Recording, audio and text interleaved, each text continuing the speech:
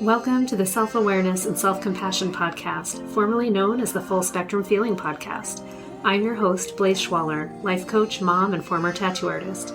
I help people heal their past, speak their truth, and love the lives that they're living now. Join me here every week for conversations on how to live an imperfect but fully engaged life that embraces all the feels so that you can stretch into your best life while enjoying the you that's here right now.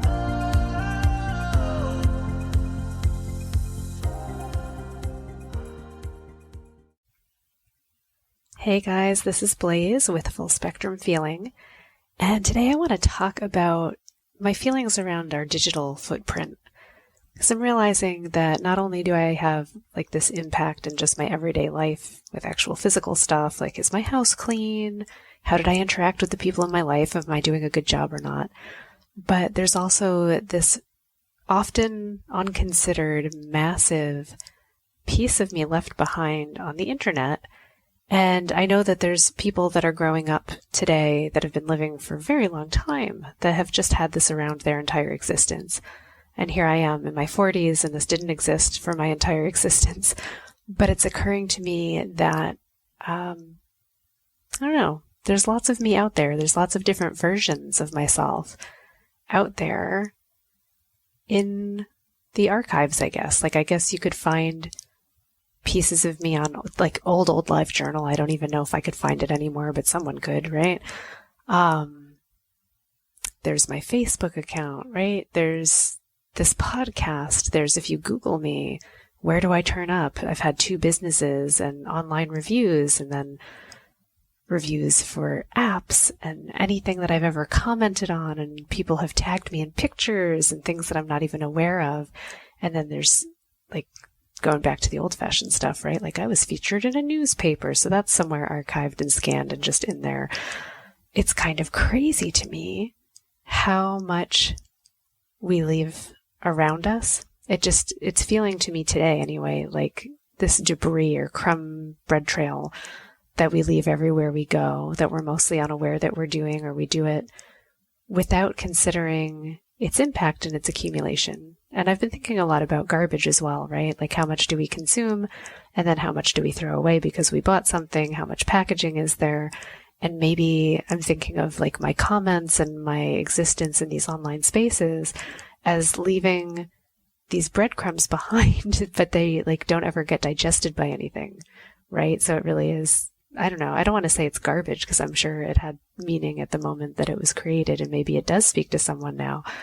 But it's all just there, and it doesn't really go away. And I think we're all coming to terms with facing that right now, is that we consider that we have like these private lives, but how much of it is really private? And then we have phones, and they're on us all the time, and they often have location trackers and app preferences, and they're spying on you with what you're talking about and what you're browsing for online. And you actually have to work kind of hard to turn off those settings, and then to make your app work, you have to turn them back on, and then you have to remember that you did that and turn them back off. And it becomes more of a hassle than it's worth. So a lot of our privacy, I think, ends up getting compromised because of convenience. And I know I'm super guilty of that, where I would like to not have all this stuff, but I do love convenience. I love it so much. So I use it anyway. And I'm like, it'll be fine. There's no badness there. But what if there is? And then I don't want to be paranoid either. So am I paranoid thinking about these things? I don't think so. But I do think that it's interesting just how much noise I personally am putting out into the world.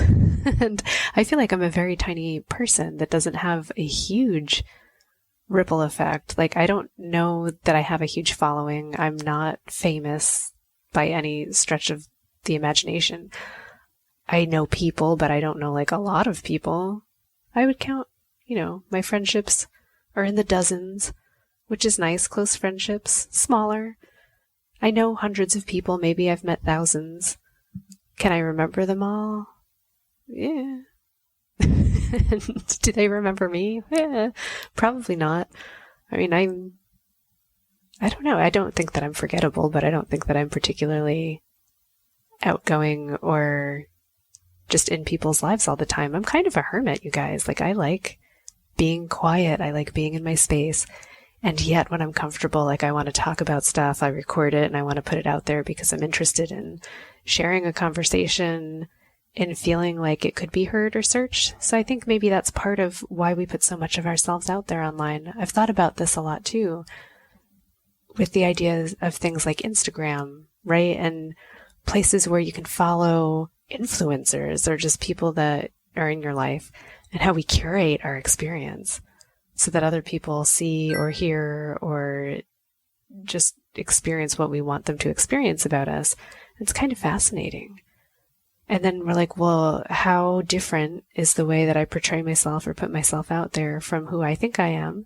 Does that even matter if that's not what people are seeing? Like, how much of me is me and how much of it is what other people perceive of me? I have so much philosophy right now going on in my mind. What does it all mean, Blaze? What does it all mean? Why do I even care? I guess the answer to that one, why do I care? I go through phases in my own life where I go through this kind of cleanup mode where I recognize that, like, okay, let's talk about just waking up and seeing your house. I realize that it's exploded into disarray. There's clothes, there's crumbs, there's like half-done dishes. I haven't put things back on the shelf. The playroom is just insane. God forbid, like, we go into children's room, it's just madness. So I then get overwhelmed and then I want to clean it up. And that helps me feel organized and more centered and more capable of maybe interacting or producing something or just engaging with anything, because the more cluttered it gets, the less I want to engage. I do it also on my desktop, right? Like, you have all these apps and things that you're using and documents that you're working on and all that stuff. And at some point you're like, dear God, I can't see anything anymore. I need to organize it. Do I need this? Is it garbage? Has it served its purpose? Do I want this subscription to like 5,000 things that I thought were interesting this one time? And I think this is actually what sparked me to want to talk about this, is recognizing how often now people ask for your email address in order to just get an answer to a question, to get a coupon, to just save something so that I can remember that I wanted to check it out later.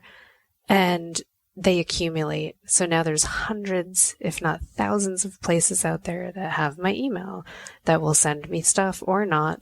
And I'm not aware of all of them, and I don't know how far that trail goes. And I find it kind of annoying. Like, I'm annoyed with myself for it. I'm annoyed that this is how it's become in society. I find when I also think about, like, well, how do I cultivate my business? Do I ask people to give me their email address? And I don't really want to do that, except I do still actually want to interact with people. So it becomes like this balancing act of, what do I care about enough to make me want to ask, or for them to ask and me to say yes. So I think about that a lot, about providing value and what value I get from something. And then you start to notice like the tricks of things. So people will be like, oh, the sale is only going on for the next 7 days or 24 hours. And if you have your cart now, the 20% discount goes away.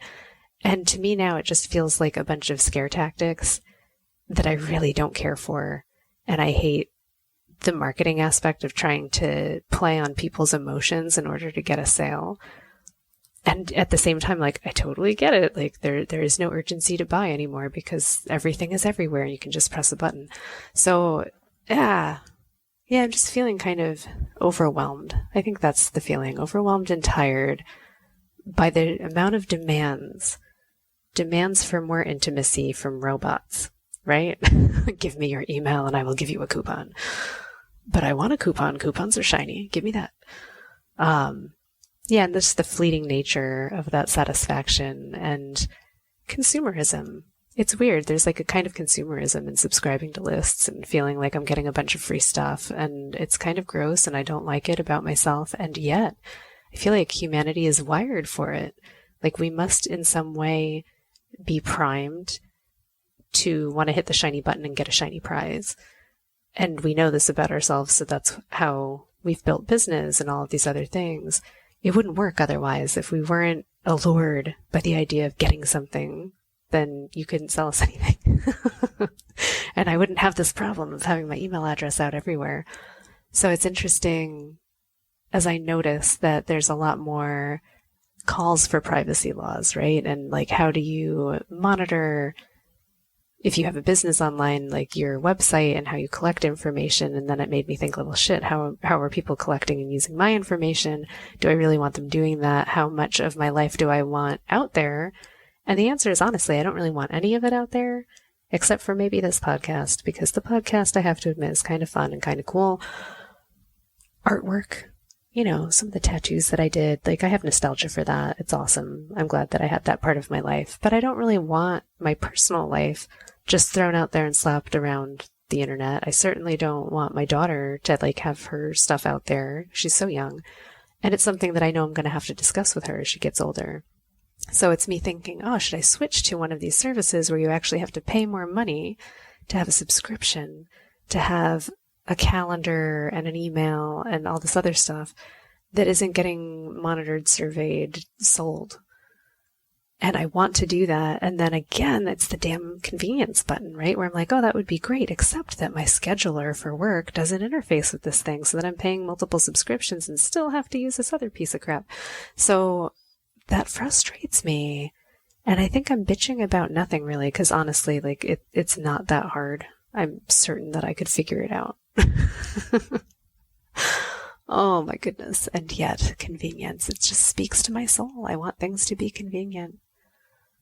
I'm glad that I had this time to share these feelings with you, because I'm sure I'm not the only one dealing with this sense of frustration and irritation, both at the situation and at ourselves for not really having a solution that sounds good, because we don't want our stuff out there, but we want shiny things and we want convenience a lot. Well, when I come up with a solution, I'll let you know. But in the meantime, I'm just feeling my jaggedy feels about this. And I know that ultimately I'm probably not doing much other than hitting unsubscribe on a bunch of shit. And then probably having to do it again in a month after I've accumulated more stupid, shiny things. Feeling the pain. Friends, I hope you are all doing excellent. I look forward to catching up with you next week. And try not to subscribe to too many things that you don't actually want to hear from this week. Unless it's me. In that case, totally subscribe and come listen again next week. Have a good one, and I'll see you then. Bye. Thanks so much for joining me. If you enjoyed this podcast, please subscribe and share it with someone you love, and leave us a review. You can learn more and get some self-compassion tips and tricks by visiting coachwithblaze.com, where you can sign up to get my free booklet on overcoming anxiety, overwhelm, exhaustion, and burnout. I'm sending you so much appreciation and love, and I'll see you next time.